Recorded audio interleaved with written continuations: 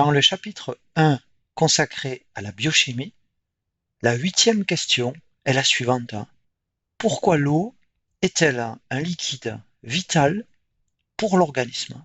Et pour répondre à cette question, vous vous appuierez sur les propriétés particulières de l'eau. L'eau, ou H2O, est la molécule la plus abondante des organismes vivants.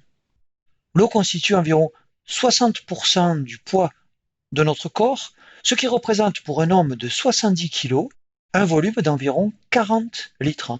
Et sur ces 40 litres d'eau de notre corps, 25 litres se répartissent dans l'ensemble de nos cellules, 12 litres sont présents dans le liquide interstitiel où baignent nos cellules, et 3 litres forment le plasma, qui est la partie liquide du sang.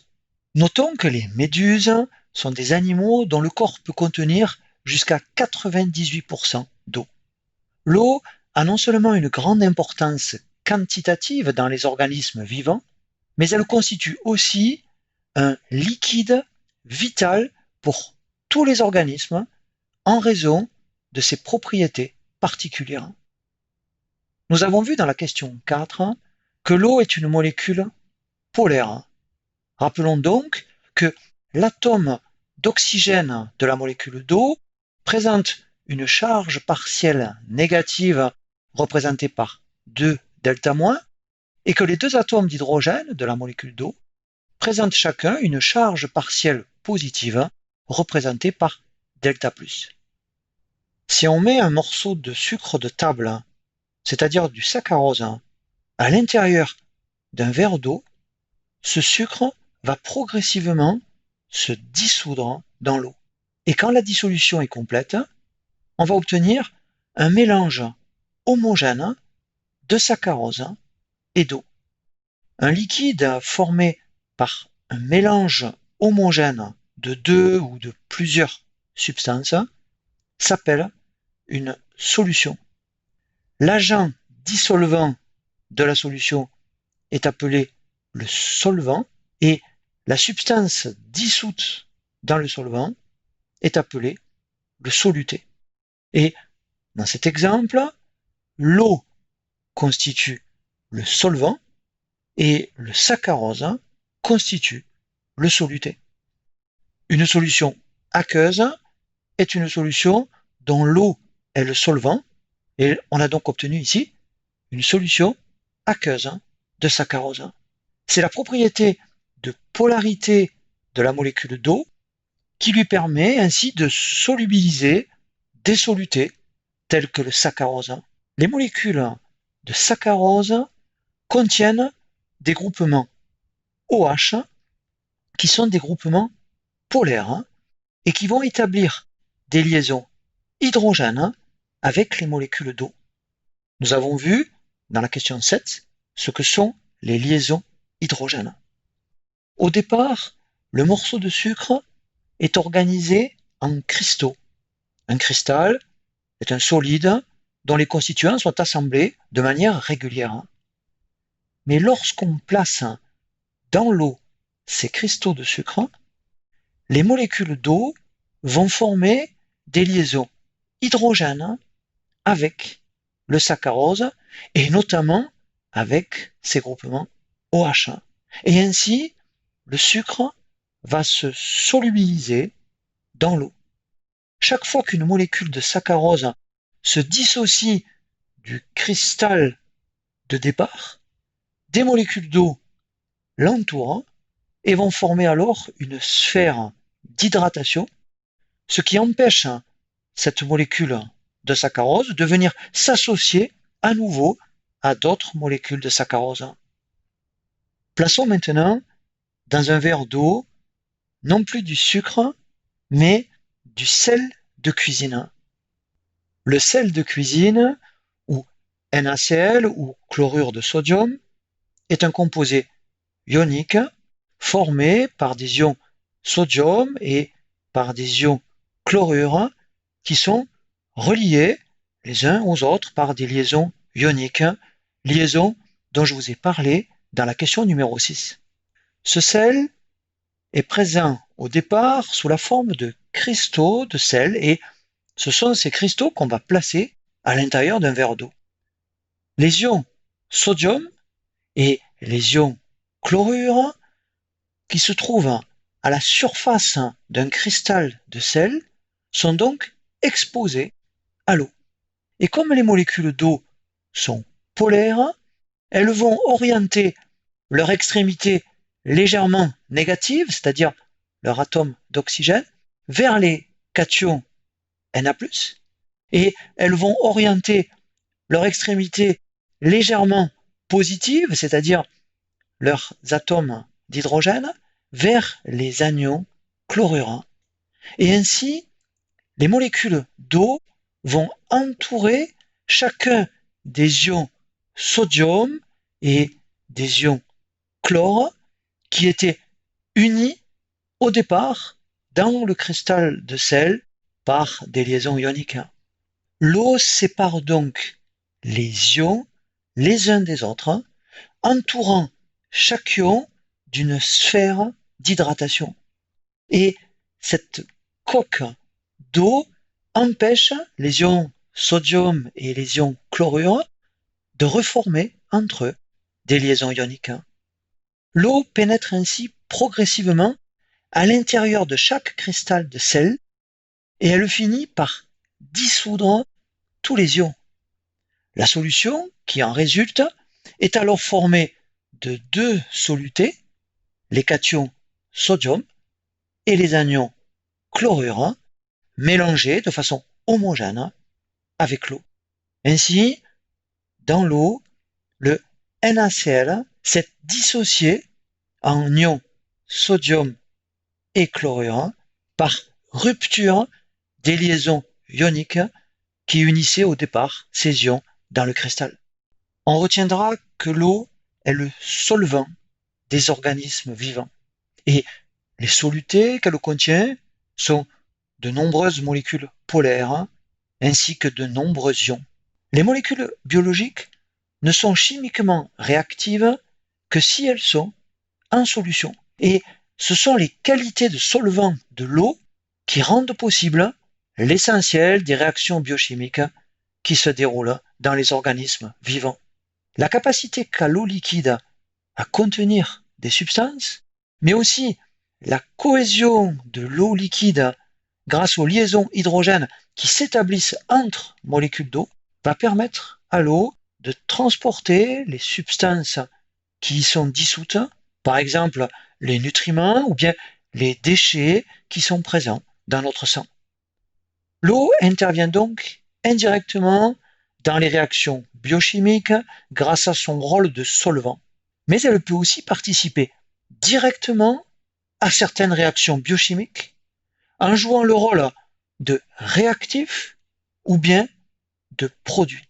Dans une réaction chimique, le réactif est une substance qui est présente avant que la réaction n'ait lieu et qui va prendre ensuite part à cette réaction.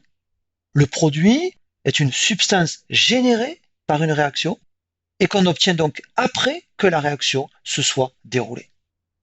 L'eau est un réactif pour certaines réactions chimiques qui se déroulent dans les organismes vivants.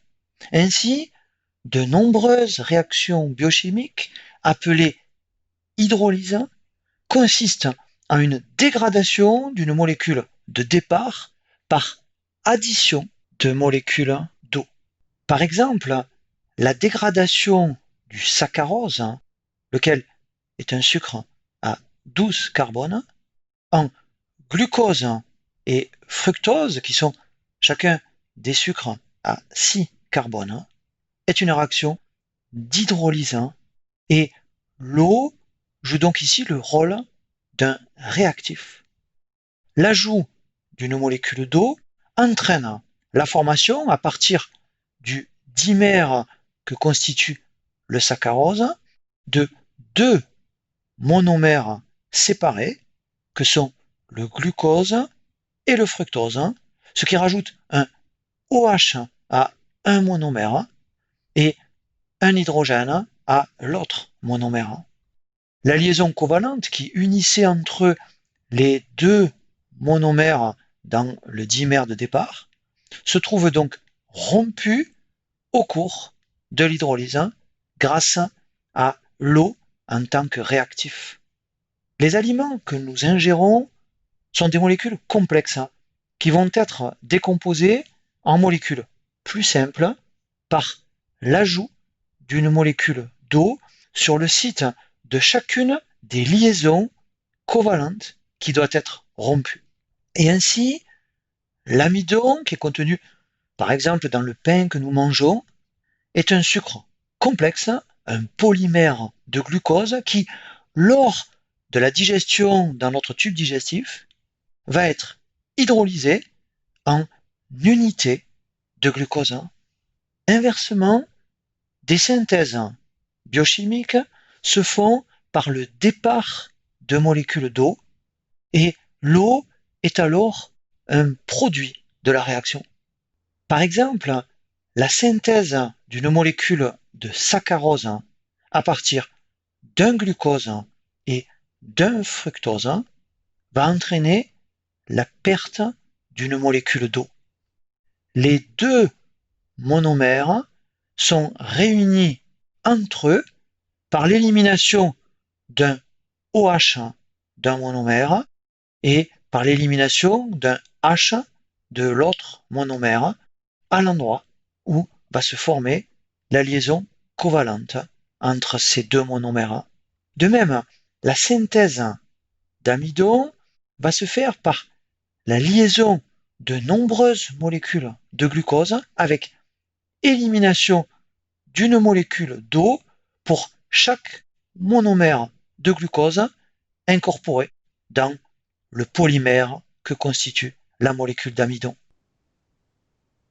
La molécule d'eau intervient aussi dans des réactions d'oxydoréduction. Les réactions d'oxydoréduction sont des réactions au cours desquelles les réactifs s'échangent des électrons. Et une oxydation est une perte d'électrons, alors qu'une réduction est au contraire un gain d'électrons. Ainsi, l'oxydation de deux molécules d'eau va conduire à la libération de 4 électrons et de 4 protons, et elle permet l'obtention d'une molécule de dioxygène. La réaction inverse permet au contraire la réduction d'une molécule de dioxygène et conduit cette fois à la libération de 2 molécules d'eau.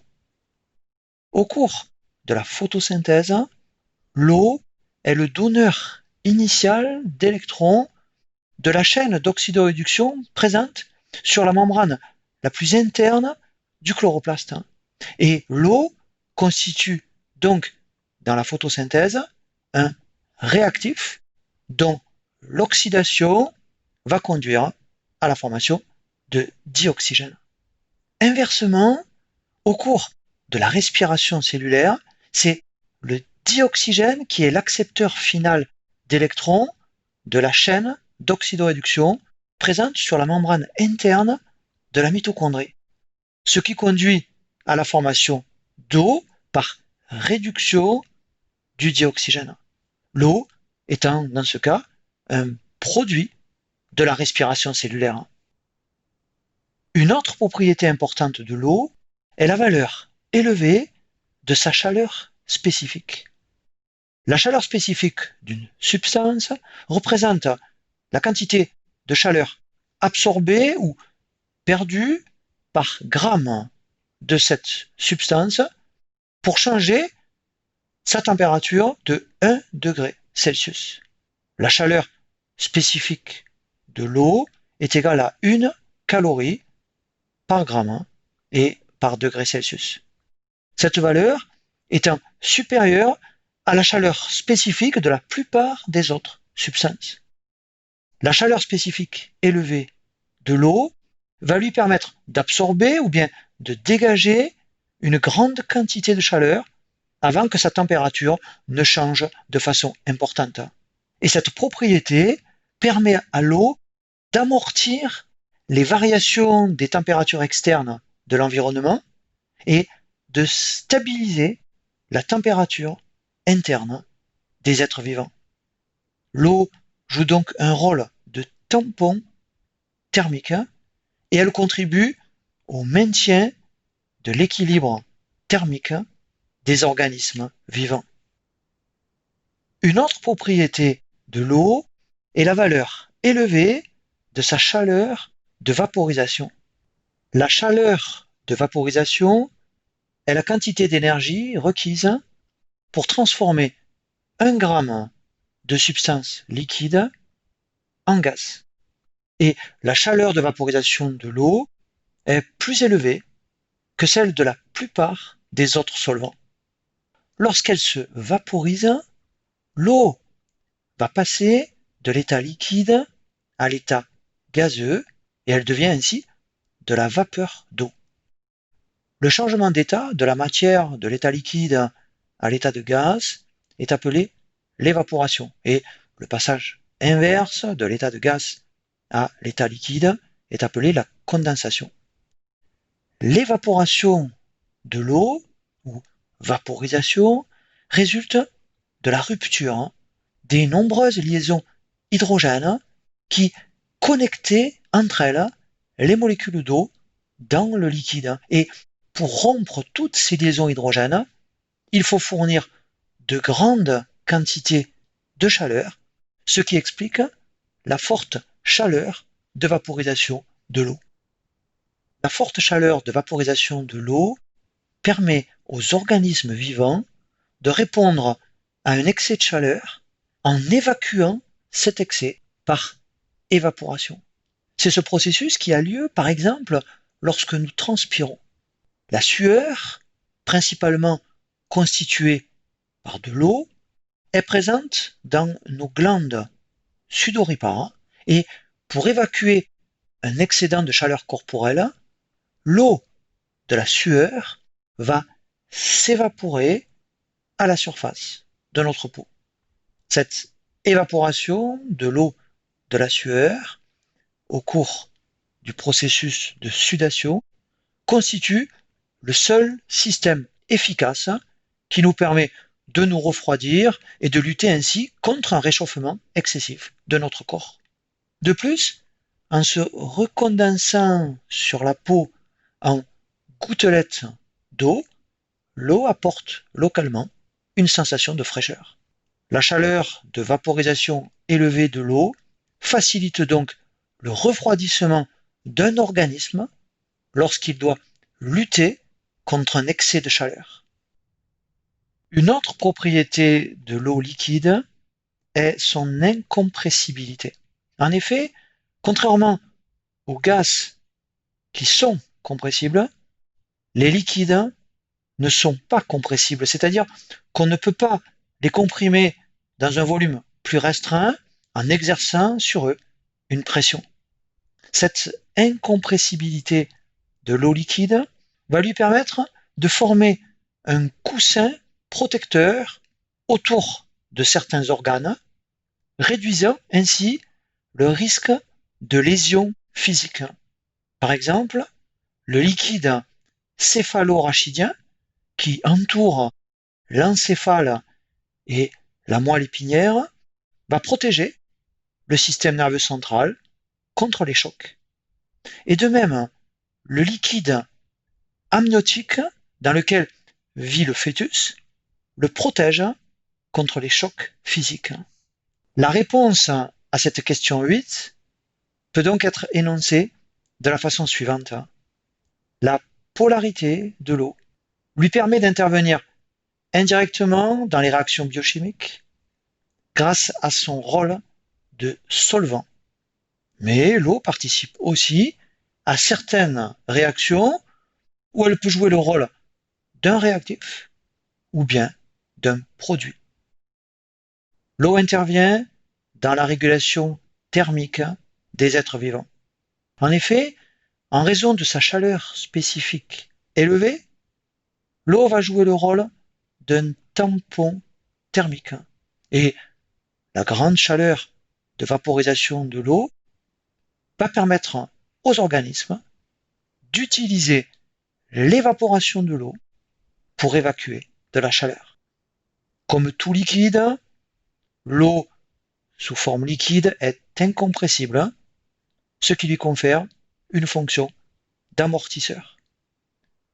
Les propriétés particulières de l'eau en font donc un liquide vital pour tous les organismes vivants. Dans la prochaine vidéo, nous verrons ce que sont les molécules organiques.